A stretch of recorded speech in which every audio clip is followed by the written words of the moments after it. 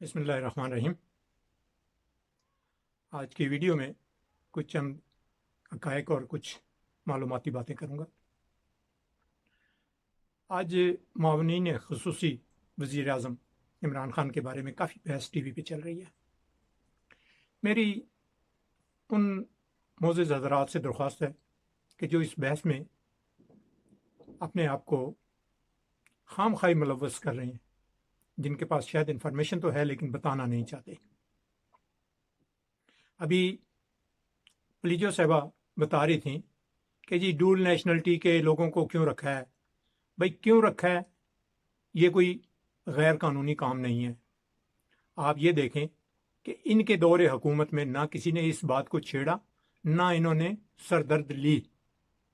इन्हें उस टाइम सरदर्द नहीं थी इस बात की कि इनके पास डुअल नेशनलिटी के कौन कौन से लोग थे। इनके पास तो जरदारी साहब के पास तो यहूदी लड़कियां तक आती थी डुअल नेशनलिटी वाली, जो कि इनके पास कई मुल्कों की नेशनलिटी होती थी, तो वो ये अपने ईवान में बुलाते थे और वो इनको शर्म नहीं आती उन चीज़ों के लिए जो उस टाइम ये काम करते रहे।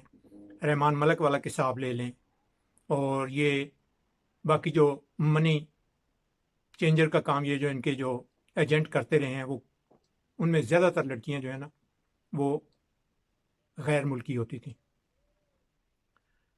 इनके दौर में तकरीबन 22,000 सरकारी मुलाजमीन ग्रेड 17 से 22 तक के वो डुअल नेशनलिटी के हैं। इन्होंने एक दिन भी कभी कोई प्रोग्राम किया है कि भाई हम इनके बारे में तहकीक करते हैं कि इनको निकाला जाए या नहीं। 22,000 कहने की बात है। सरकारी मुलाजिम वो तो इनके इख्तियार में थे कि ये उन्हें हटा सकते थे, लेकिन इन्होंने कोशिश, ये कहते थे ये तो अवाम ही ऐसी है जिसको पता ही नहीं है किस चीज़ का कहाँ पे पड़ी है और क्या करना है हमने। जो इनकी मन मर्जी होती थी ये वही काम करते रहे हैं। ये आज ये प्याली में तूफान खड़ा कर लेते हैं, लेकिन अपने पिछले हालात को नहीं देखते कि हम किन अदवार से गुजरे हैं और हमारे करतूत क्या क्या थे। रह गई बात, आज गुलाम दस्तगीर भी कह रहा था कि जी अमेरिकन जो हैं वो जिसके पास नेशनलिटी होती है वो उससे अगर फ़ौज में भर्ती भी करना चाहें या उन्हें फ़ौज में ज़रूरत भी हो तो वो उससे ज़बरदस्ती ले जाते हैं और कहते हैं, और वो उनके लाजमी सर्विसेज में भी आ जाते हैं। तो आप ये बताएं कि नवाज शरीफ जब अकामा रख के, अकामा उसकी जेब में है, मुलाजिम वो कहीं पे है, नौकरी कहीं कर रहा है, पैसे कहीं से ले रहा है या नहीं ले रहा है, ये दूसरी ऑप्शन है। क्या उसने कोई गले में डालने के लिए तगमा लिया हुआ था कि अकामा मेरे गले में होगा तो लोग मुझे कहेंगे ये बहुत बड़ा हाजी पाजी है? ये तगमे के लिए उसने लिया हुआ था अकामा? या ख्वाजा साद रफीक, ख्वाजा आसिफ ने ये तगमे के लिए लिए हुए थे उन्होंने कि भाई हम तगमा डाल के रखेंगे, और इतनी तनख्वाह ले रहे थे। ख्वाजा आसिफ ने तो कहा है कि मैं लेता रहूं तनख्वाह। इकबाल एहसन क्या आपने तगमे के लिए, या उन्हें उसे पाकिस्तान का कोई तगमा अजीज़ नहीं था, उसे ये हकामे वाला तगमा जो है वो बहुत अजीज़ था, क्योंकि उसने शो करना था एयरपोर्ट पे कि मेरे पास ये देखो, ये गले में मेरे में ये फलां जगह का तोग जो है ना वो डला हुआ है कि मैं अपने मुल्क के लिए वफादार नहीं हूँ, इन मुल्कों के लिए वफादार हूँ जहाँ से मुझे चंद लाख जो है ना वो मिलते हैं। मैं मुल्क में तो सिर्फ जो है ना वो ड्रामा करने के लिए जाता हूँ, बाकी मैं इनका वफादार हूँ जिन्होंने मुझे ये अकामा दिया हुआ है। अभी गुलाम दस्तगीर के बारे में मैं थोड़ी सी बात करता हूँ, आप ज़रा इसे प्लीज़ थोड़ी सी तस्दीक कर लीजिएगा। मेरी उम्र से जो लोग बड़े हैं जिन्होंने फातिमा जिन्ना के इलेक्शन के बारे में देखा भाला होगा, उन लोगों से इन चीज़ों की इंफॉर्मेशन ले सकते हैं जो मैं बात अभी करने लगा हूँ। मेरी बात यह है कि गुलाम हुसैन जो गुलाम दस्तगीर के वालिद हैं, उन्होंने फातिमा जिन्ना के मुकाबले इलेक्शन लड़ा था और जीते भी थे। उन्होंने ही भुट्टो के खिलाफ इलेक्शन भी लड़ा था और जीते भी थे पंजाब में।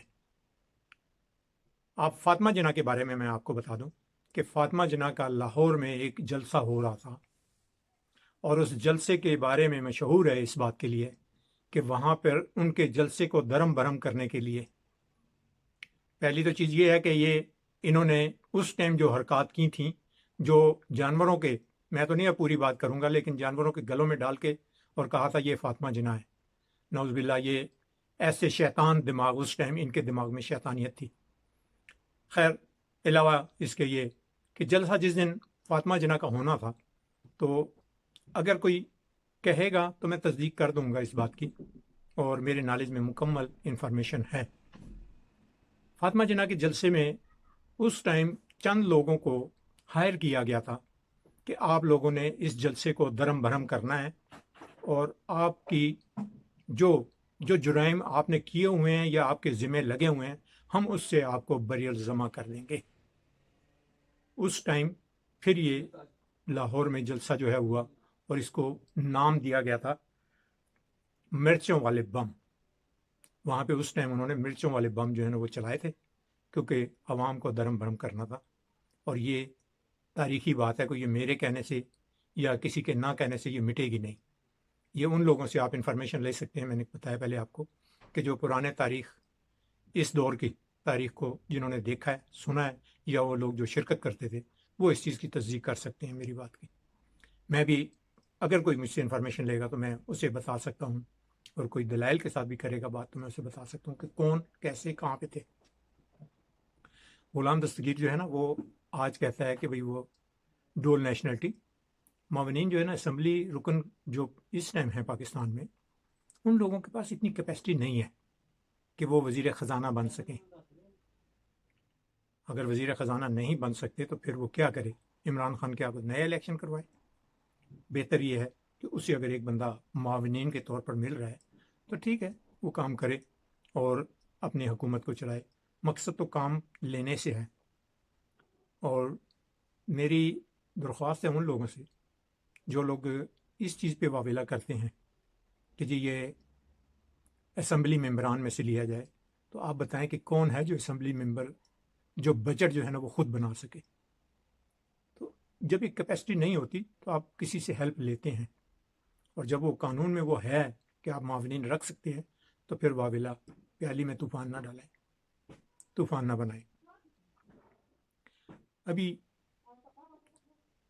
پاکستان میں کرونا کی کافی جو ہے نا وہ بہتری آ رہی ہے، اس میں کہ وہ مریض جو ہے نا وہ کم ہو رہے ہیں اور اموات بھی کم ہو رہی ہیں۔ یعنی تقریباً پاکستان میں اس ٹائم تک تقریباً آپ یہ کہہ لیں کہ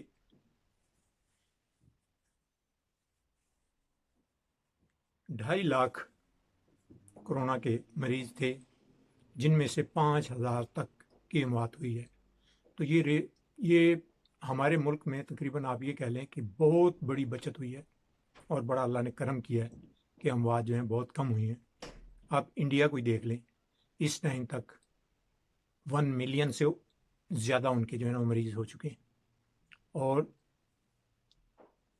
اس میں اموات جو ہیں وہ 10,000 سے بھی زیادہ ہو چکی ہیں۔